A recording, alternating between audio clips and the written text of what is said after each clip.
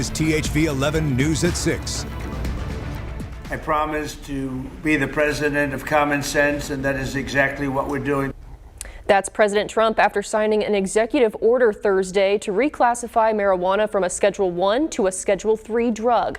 The move allows for an expansion of research into the drug and has gotten a mixed bag of reviews across the country. And tonight we're looking at what it means for us here in Arkansas. Thank you for joining us. I'm Brooke Buckner. Faith has the night off.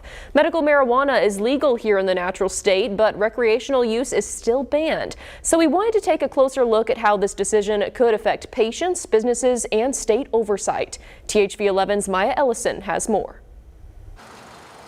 We have people begging for me to do this, people that are in great pain. President Trump signed an executive order last week directing federal agencies to move marijuana from a Schedule 1 to a Schedule 3 drug. It's a move drawing national attention, including here in Arkansas. I don't think anything in Arkansas has changed other than researchers who study the effects of medicine now will have more opportunity to study the effects of medical marijuana. State leaders stressed the order does not legalize marijuana and it does not override Arkansas law. In a statement, a spokesperson for Attorney General Tim Griffin says any federal reclassification would not alter or impact Arkansas's constitutional provisions or marijuana laws. Arkansas legalized medical marijuana only through a voter-approved amendment in 2016. If you listen to the statements that President Trump made, it was to try to develop new treatments for these chronically ill patients, and especially those with cancer that may receive some relief. It is strictly a medical application, but the change in his executive order was strictly going to affect research. So we took a look at the numbers. According to the Arkansas Department of Health, more than 113,000 Arkansans currently hold medical marijuana cards, underscoring how widely the program is already used. But Senator Caldwell says the biggest impact won't be at dispensaries. It'll be in laboratories. Do you see it having an impact on law enforcement or criminal charges here in Arkansas? No, the researchers will be able to obtain samples and study it, where in times past they have not. We received a statement from the Department of Finance, the liaison for the Arkansas Medical Marijuana Commission. It says that, quote, "We are reviewing the details of the order to determine any impact to the state, including the medical marijuana industry. We don't have any specifics at this time as it will require additional review. That agency would likely see the most impact if the federal reclassification is finalized." In Little Rock, Maya Ellison, THV 11 News. Maya, thank you. The order also addresses CBD and hemp-derived products, a long-running issue in Arkansas, but any changes would come after further federal review, with state leaders still assessing potential impacts. Meanwhile, we're learning Will Jenkins, the Pine Bluff man accused of shooting his longtime girlfriend before barricading himself inside his home, is now in jail. It happened here on South Cherry Wednesday. Jenkins was taken to the hospital after SWAT was called and used tear gas to remove him from the home. His bond is set at $200,000. The woman he shot remains in the hospital.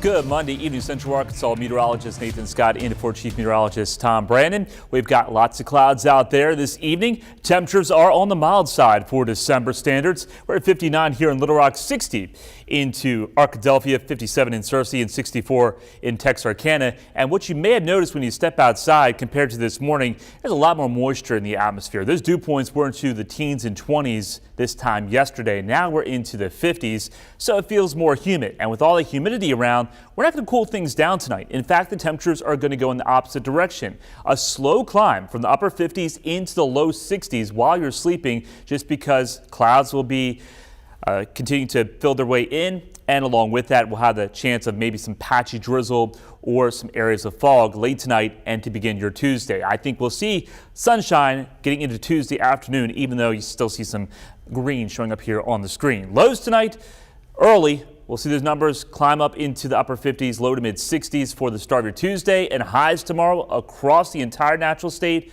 primarily will be into the 70s. It's going to be even warmer, much warmer on Christmas Eve. More on that complete Christmas Day and Christmas Eve forecast coming up. Thank you, Nathan. Over in Conway, the school district announcing Jason Black as the new superintendent. Black was appointed after a nationwide search that included more than 90 other candidates. He previously served as superintendent of the Smackover Norflet School District and has more than 20 years of public school leadership experience and has served as the interim since July. In accepting the role, Black said in part he will pledge to continue to focus on students first, teachers, families, and community relationships, and also remains committed to listening, learning, and leading with transparency and humility. Seasonal flu activity is picking up across the country just in time for Christmas, and doctors say influenza A is the most frequent reported flu virus so far this year. But they also say it's too early in the season to determine the effectiveness of this year's flu shot. So what else can you do to stay safe? THV 11's Tanya Motorzitsky spoke to health officials to find out, so you don't have to worry about the holiday gift nobody is asking for: germs. It's not the Christmas plans millions of Americans intended to have this holiday season. We always have a little bit of a surge before Christmas. This year it does seem to be a little extra severe. Owner of Kavanaugh Pharmacy, Ann Pace, says she's staying busy with customers testing and being treated for the flu. So far, probably in the last week, we have seen a dramatic increase, kind of a skyrocket of flu cases. Pace says flu medications are flying off the shelves as people test positive, trying to feel better before the unwelcome guest of germs joins them for Christmas. Dr. Jennifer Dillahaw with the Arkansas Department of Health says while last year's flu cases peaked in January and February, we're on track to see those numbers again. It's much like it was last year when we had one of the worst flu seasons we'd had in many years. According to the Center of Disease Control, the most recent numbers nationally estimated more than 4 million flu-like illnesses, 49,000 hospitalizations, and nearly 1,900 deaths. Dr. Dillahaw says the best defense against these Scrooge-like flu germs: hand washing, staying home, even if that means canceling Christmas plans to protect elderly, kids, and pregnant women from more severe cases, and to get vaccinated against the current strains. It will be a number of weeks before we have a sense of how well the current vaccine is protecting against the currently circulating strain. In Little Rock, Tanya Motorzitsky, THV 11 News. Thank you, Tanya. It's not too late to get your flu shot. Health officials are encouraging folks to go to your doctor or your pharmacy to get one. This holiday season, the Department of Public Safety wants to remind you that first responders who are still on duty are facing increased stress and burnout as the holiday season brings higher call volume, tougher calls, and long hours. They say supporting their mental and physical wellness is essential to public safety, and they're asking you to show patience and gratitude to help ease any potential stress. Tonight, we're digging into a daily struggle that hits harder when you're running on empty, especially during the holidays. Sleep deprivation does more than drain your energy. It feels like it messes with your appetite. Our Karen Fuller verifies whether a lack of sleep actually sends your body's hunger signals into overdrive.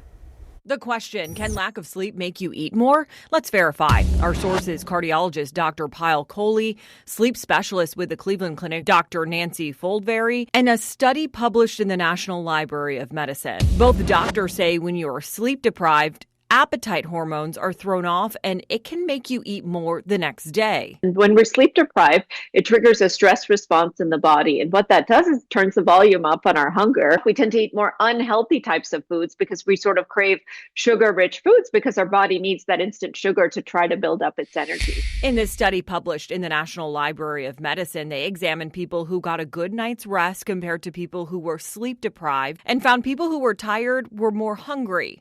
And before you grab for that afternoon cup of coffee, Dr. Foldberry says caffeine might not be the best fix. Caffeine can have a widely variable half-life. It can linger in the central nervous system far beyond what you might expect. And so some of us are really sensitive to that and really can't have caffeine beyond early morning. The good news, as long as you get some rest, your body will reset. Once you sort of reset your sleep and start getting sleep again, many of these hormones go back to your baseline. So you can reverse this process of dysregulated hormones inside our body. So we can verify that, yes, lack of sleep can make you eat more.